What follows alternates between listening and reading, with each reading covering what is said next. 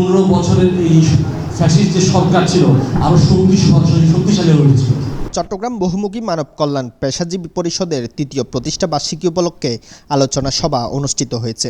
১৬ November রাতে নগরীর steel mill বাজারের মুনবিউ কমিউনিটি সেন্টারে অনুষ্ঠিত আলোচনা সভায় সংগঠনের সভাপতি শহীদুল ইসলাম রানার সভাপতিত্বে সংগঠনের সাধারণ সম্পাদক রাকিবুল হাসান টিটু, সহসভাপতি জাহেদ আনসারীর যৌথ সঞ্চালনায় অনুষ্ঠানে প্রধান অতিথির বক্তব্য রাখেন special assistant to the chairperson foreign affairs adviser Israfil Khasru Mahmud Chowdhury. 15 বছরের এই ফ্যাসিস্ট যে সরকার ছিল আরো শক্তিশালী হয়ে উঠেছিল, কারণ পেশাজীবীরা, সুশীল সমাজ এবং বিভিন্ন শ্রেণীর নাগরিকরা চুপ ছিলেন, কথা বলেন নাই, অন্যায়ের বিরুদ্ধে কথা বলেন নাই।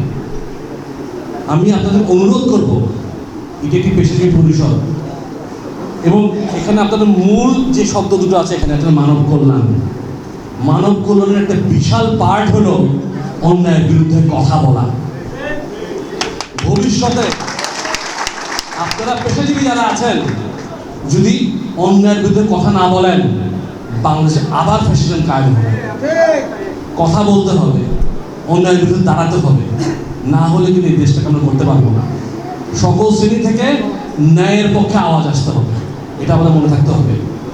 আপনারা পেশাজীবী, আপনারা খালি পেশায় মনোনিবেশ করলে হবে না, জনগণের কথা ভাবতে হবে।